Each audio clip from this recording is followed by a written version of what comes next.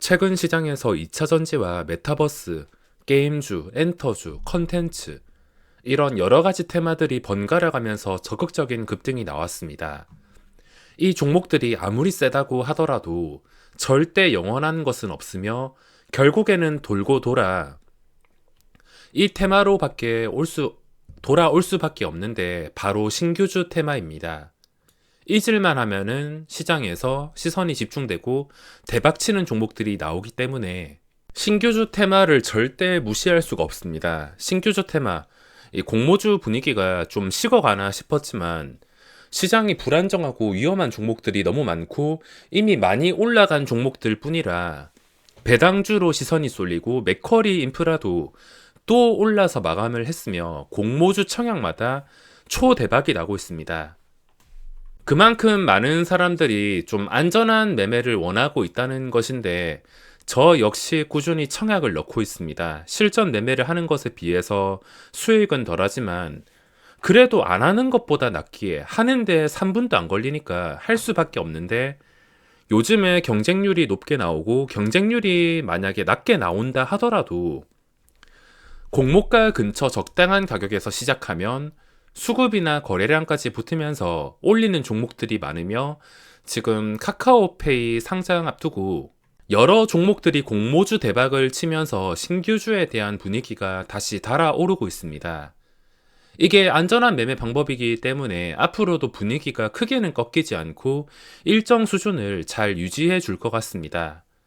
자, 결국에 신규주 테마로 돌아왔는데 신규주를 자세하게 봐야 되는 이유는 딱 하나입니다.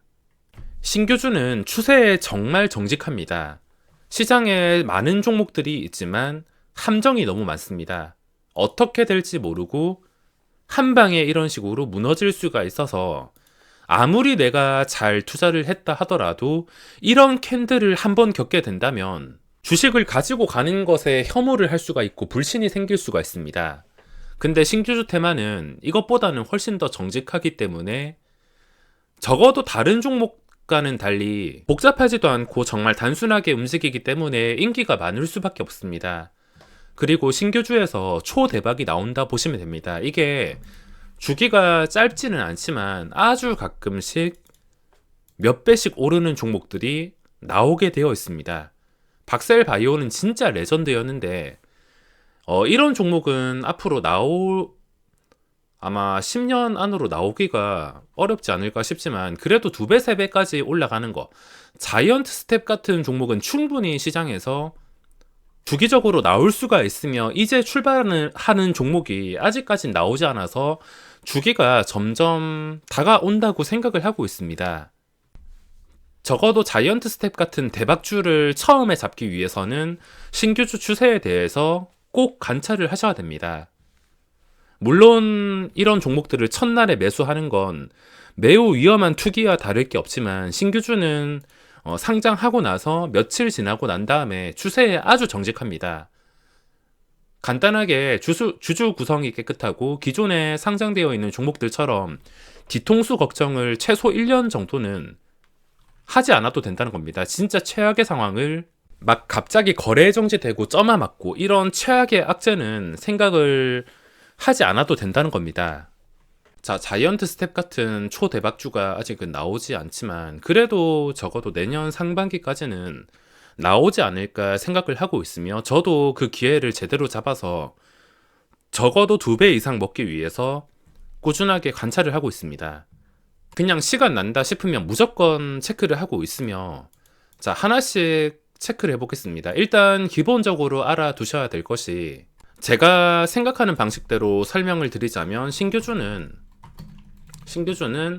무조건 하락이다. 무조건 최저점 계속 깨면서 하락이다. 저는 이거를 기본으로 생각을 하고 있습니다. 이게 기본인데 기본에서 벗어난다면 특별한 종목이 될 수가 있습니다.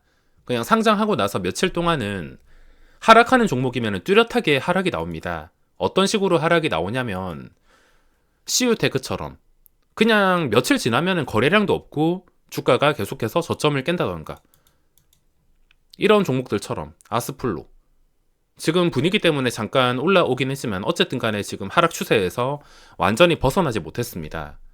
신규주는 기본적으로 이런 식으로 계속 무너져야지 정상이다. 실리콘2. 저는 기본을 이렇게 생각하고 있습니다. 기본이 예를 들자면 실리콘2. 상장하는 종목마다 뻥튀기 되고 대부분의 종목들이 이런 식으로 무너져야지 정상인데 여기서 벗어나 버린다. 기본에서 벗어나서 K카처럼 무너지지 않는다.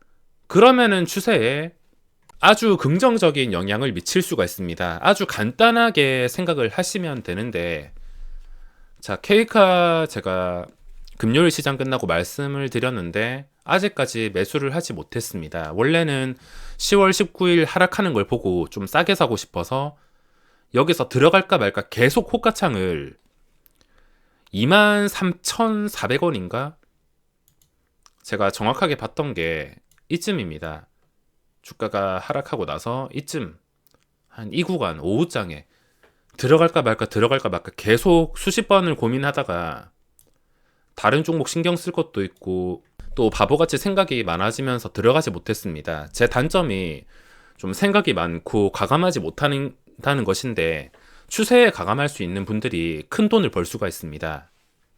저는 예전에 지하실 끝까지 실패한 경험도 있고 지금 다시 무너지게 된다면 정말 어렵기 때문에 저 혼자도 아니고 너무 어려워지기 때문에 과감하지 못한데 신규주 추세에는 조금 과감할 필요가 있습니다. 혹시나 하루 이틀 정도 눌리게 된다면 어차피 중요한 자리가 25,100원이고 자리가 가깝습니다. 혹시나 눌리게 된다면 또 매수 타이밍이 될 수가 있는데 장기적으로는 한 3만원 이상까지는 생각을 하고 있지만 이게 만약에 크래프톤처럼 움직임이 나온다면 올라갔는데 계속 이 자리를 뭔가 지켜주지 못하고 깨버린다. 크래프톤처럼 나오기는 힘들겠지만 만약에 크래프톤처럼 가야 할 자리에서 못 가고 계속해서 이상하게 밀린다 싶으면은 그때는 잘 눈치를 채셔야 됩니다. 자리 자체는 그렇게 어렵지가 않고 진짜 최악의 상황까지 버티려면 이때 저점, 최근의 저점까지도 버틸 수가 있습니다. K카는 또 배당에 대한 기대감도 큰데 단타를 치기보다는 이거는 좀 장기로 가는 게 맞다고 보고 있습니다. 당일 저가에 잡아서 고점에 올랐을 때 파는 그런 방법을 사용할 수 있겠지만 이거 한 종목에서만 계속 집중해야지 그게 가능할 수가 있으므로 단타보다는 좀 길게 가지고 가는 것이 유리할 수가 있습니다. 자, 종목들 추세 보면 최근에 차백신 연구소 이거 고점에 물리신 분들 꽤 되실 텐데 상한가 갈 것 같더니 윗골이 길게 달았습니다. 다행인 게 여기서 더 빠지지 않았습니다. 만약에 더 빠져가지고 한 5% 아니면 보합 이런 식으로 마감했다면 이건 그 뒤로는 절대 손을 못 댔을 겁니다.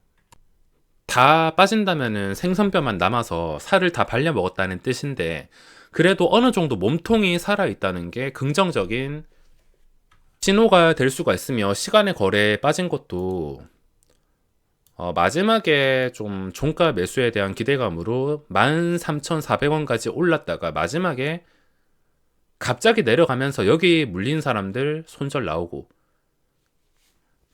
추세가 회복되지 못하고 더 내려갔기 때문에 손절 나오고 시간의 거래 놀래가지고 단타 목적으로 들어오신 분들 계속 매도가 나오면서 이렇게 밀린 걸로 추정을 하고 있습니다. 수급도 뭐 이거는 누구나 아는 수급이었긴 하지만 K카나 크래프톤 같이 기간이 간여할 수가 없어서 앞으로는 무조건 거래대금만 믿고서 매매를 할 수밖에 없습니다. 자, 두 번째 날이 중요한데 거래대금이 일단 무시할 정도가 아니라서 당연히 시선이 집중될 수밖에 없습니다. 두 번째 날이 정말 중요한데 만약에 두 번째 날에도 올라가진 못해도 양봉으로 나온다. 빠지지 않고 마감한다. 그러면은 세 번째 날에 다시 급등이 나올 수가 있습니다. 두 번째 날이 정말 중요합니다. 성격 급하신 분들은 승부를 볼 수 있겠지만 좀 여유 있게 기다렸다가 이 하락을 어떻게 회복하는지 둘째 날 시작할 때 장 초반에 빠진다 하더라도 너무 심하게 빠진다면 위험할 수가 있습니다. 진짜 심하게 요즘에 변동성이 좀 큰데 진짜 많이 빠진다 하더라도 장 중에 장 초반에 한 7% 이내, 7%까지 내려간다 하더라도 순식간에 몇 초 만에 말아 올려야 됩니다. 7%까지 내려간다 하더라도 바로 말아 올리고 5% 이내로 하락을 유지해주고 더 이상 빠지지 않는다면 괜찮은 캔들로 마감을 했을 때 셋째 날에 급등이 나올 수가 있습니다. 둘째 날에 크게 빠져가지고 완전히 끝나냐, 크게 빠져가지고 이거를 갉아먹고선 도저히 회복이 불가능한 상황이 되냐, 이거에 따라서 그 다음 방향이 갈릴 수가 있습니다. 어떻게 될지는 알 수 없지만 초반에 적당히 빠지면서 이 매도 물량이 어떻게 주가에 작용을 하냐, 그렇게 크게 나오지 않고 영향을 크게 미치지 않는지 확인을 하고 들어간다 하더라도 나쁘지 않고, 진짜 확실하게 들어갈 거면 둘째 날 캔들을 보고 들어간다 하더라도 늦지 않습니다. 혹시나 둘째 날에 뭐 20% 이상 오른다 하더라도 그건 확실하게 오르는 종목이기 때문에 셋째 날에 또 단타로도 접근을 할 수가 있어서, 저 같은 성격이라면 일단 하락이 어떻게 진정이 되는지까지 보고 결정을 할 것 같습니다. 거래대금을 무시할 수 없고 양봉 몸통이 살아있는 게 긍정적이라 할 수 있습니다. 대신에 주의해야 될 것은 오전에 잠깐 빠진다더라도 그거를 얼마나 강하게 방어를 하냐, 그게 정말 중요합니다. 방어를 못한다면은 이게 순식간에 무너져서 막 10% 이상 장대 음봉도 나올 수가 있어서 월요일 장 초반이 정말 중요할 것 같습니다. 그리고 최근에 상장했던 지하이텍, 자, 아무리 괜찮은 업종이 상장한다 하더라도 두 배 뻥튀기는 함부로 따라갈 수가 없습니다. 요즘에 신규주 VI가 첫날에 없어지고 지하이텍이라든지 차백신연구소, 저는 신규주 첫날 VI가 없어진 게 괜찮다 생각합니다. 생각보다 그 영향이 괜찮다 생각을 해서 차라리 VI가 없었으면 좋겠습니다. 이 VI를 통해서 종목도 발견하고 활용을 할 수 있는 장점도 있겠지만, 이 VI가 있음으로써 이게 뭐 동호회인지 리딩방인지 뭐 자세히는 모르겠지만 분명히 누군가는 VI를 통해서 리딩방처럼 띄워서 팔고선 나가고 이런 식으로 조작을 하고 있다고 생각을 하고 있습니다. 많은 종목들이 갑자기 뜬금없이 거래량이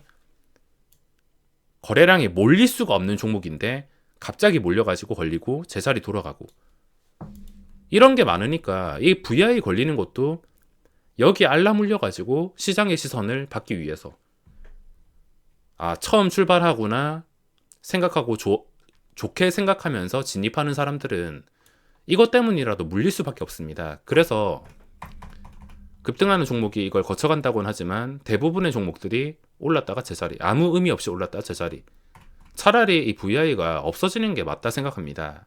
자, 그리고 신규주 계속 보시면은 추세 정직하기 때문에 케이카 차트, 그리고 크래프톤은 보호 예수가 더 풀리고 나서도 그때도 주가가 잘 빠지지 않는다면 저는 장기 투자로 들어갈 생각입니다. 지금 장기 투자로 들어갈 만한 게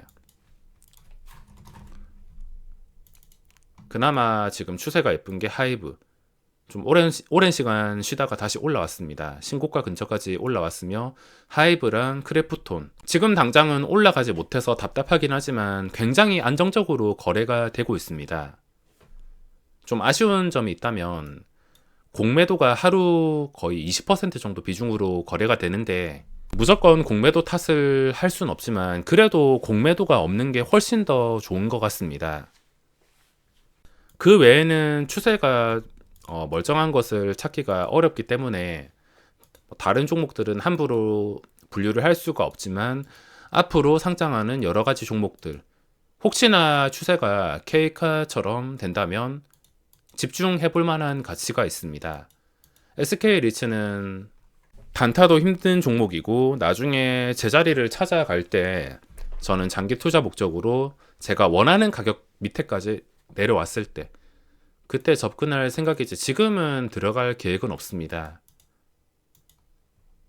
신규주 초대박 주기가 찾아올 것 같은데 이미 다 오른 상태에서 대비하는 게 아니라 매일 추세를 꾸준히 관찰을 하면서 미리미리 대비를 하는 게 중요합니다. 자, 그럼 이번 영상은 여기서 마무리하겠습니다.